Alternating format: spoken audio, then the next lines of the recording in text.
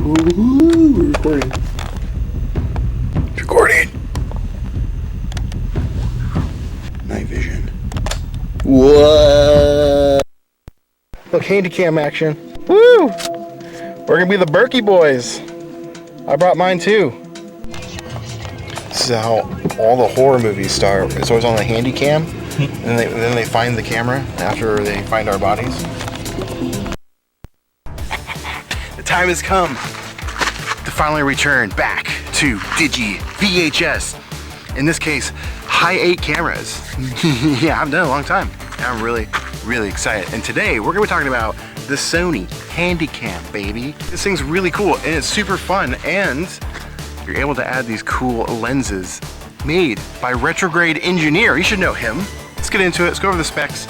It's gonna be a fun video. I'm excited to be back to this, baby. Let's go. You know the type of guy that was a jock in high school but ended up becoming a huge nerd? You know, someone that's not afraid to make a fool of themselves on the internet. And someone that likes to shoot Polaroid a little too much. Did I say huge nerd? You know, just an ordinary, everyday guy. Well, that's me. I'm just another Chris.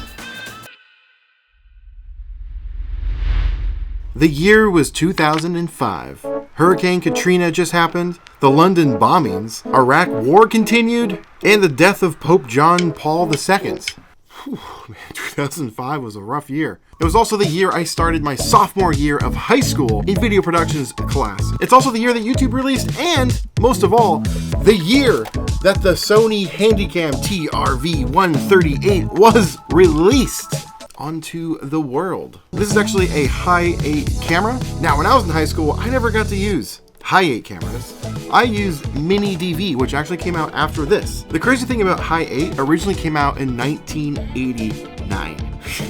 Yeah, and Mini DV came out in 1995. I know I'm not really talking about Mini DV, but since my origins of entering video was a Mini DV camera, and I hope to get one of those cameras and do a video on that in the future. But I think that's fascinating that Hi8 was still being produced in the year 2005. This was actually Sony's last Hi8 digital camera they ever made. This camera though is packed with features. Crazy cool features, actually. It has night vision, which we'll get into that in a second. This has a massive size sensor at 1/6 of an inch. Massive. It has a 2.5 inch screen that also flips. It's crazy to think that there is modern day cameras being made by Sony and the freaking screen doesn't actually flip all the way forward. They have like those tilting ones, but then your image is upside down. It's kind of ridiculous. But back in 2005, they made full swiveling flip out screens. It also has a viewfinder that pops up and you can look down it, classic style. It is black and white in here though, keep that in mind. It has a 20 times optical zoom with a 990 digital zoom. Crazy. It also has a easy button on the side, just like my prom date in high school, and it has night vision on the top. It could be haunted. Is it haunted in here?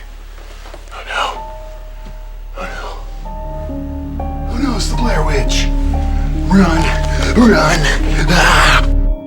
I think night vision is a really cool feature because that is kind of a staple of classic 90s and 2000s like movies that you would see like the characters shooting with. It's just a staple of that time period, and this has it. Now, there is a weird, creepy scandal, I guess I could say, with Sony and their night vision.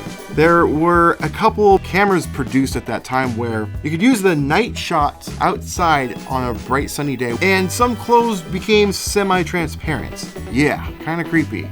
They since fixed that with this model.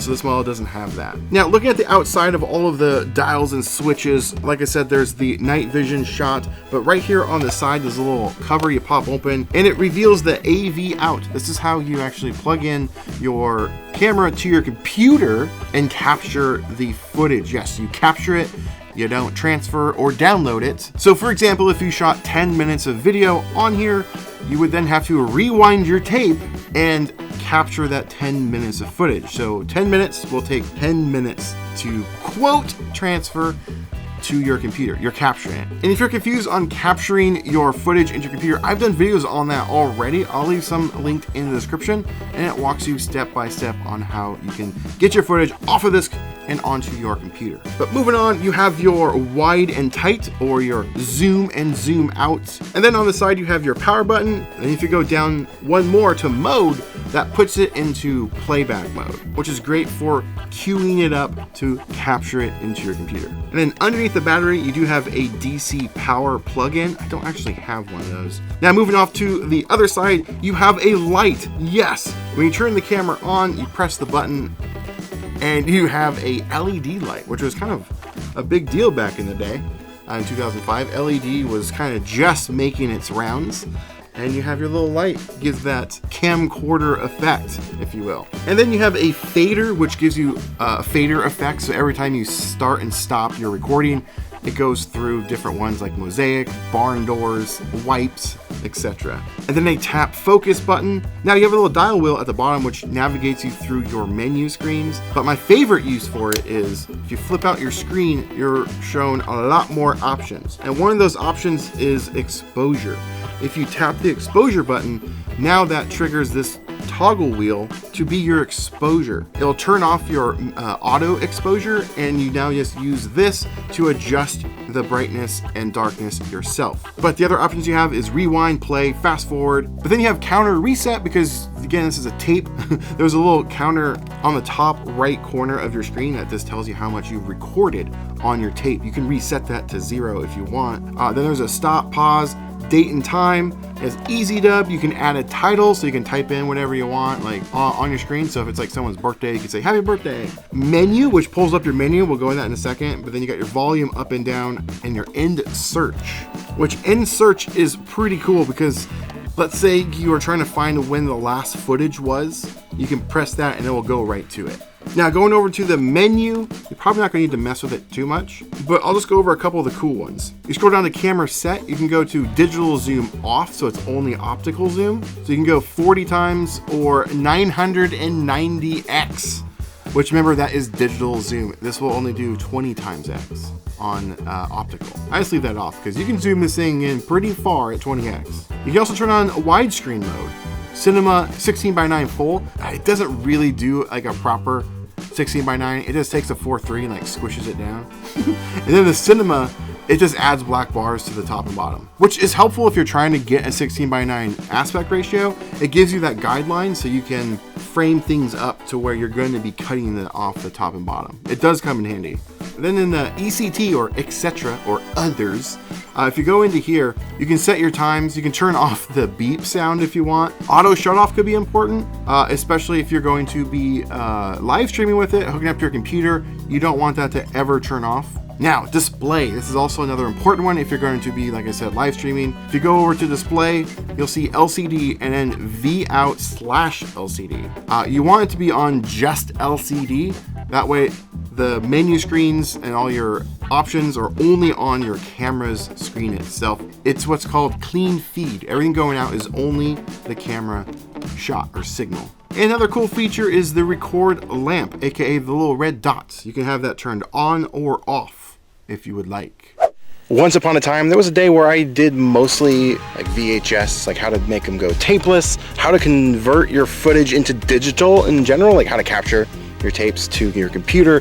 I did lots of videos. Even one of my early first season Halloween special was on digitizing VHS footage, but it's been many years since I've done dedicated videos, and I'm glad to be back. I wanted to mix it up a bit and bring some of the old stuff back, and I picked this camera up recently at Goodwill.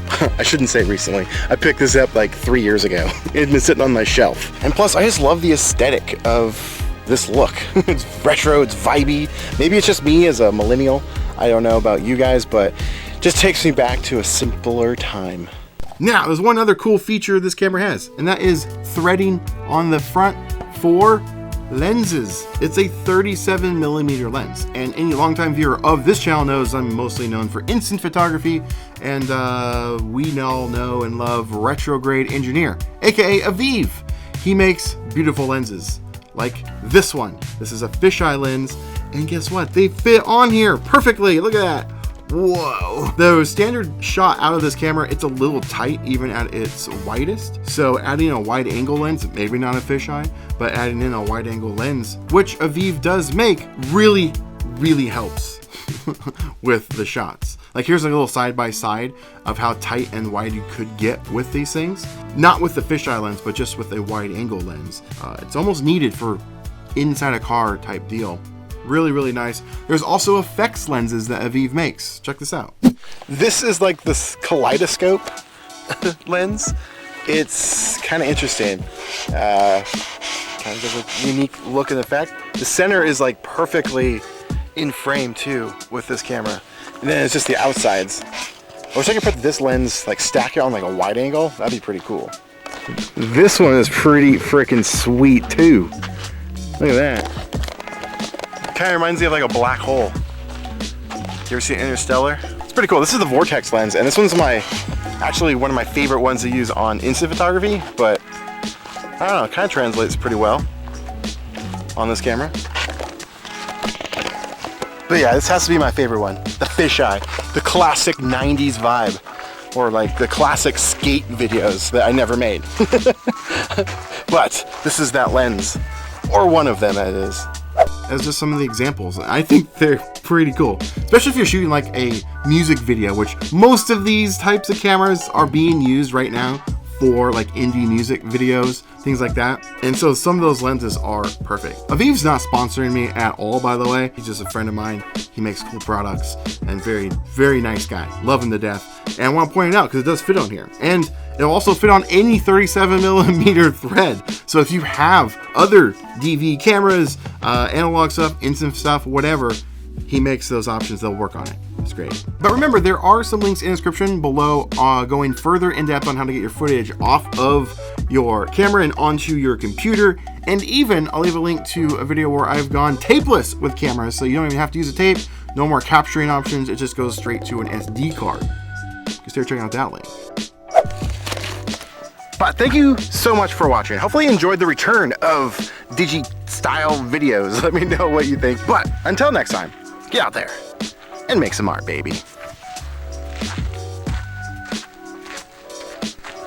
Oh, and don't worry, instant photography isn't gone. It's coming back, don't worry.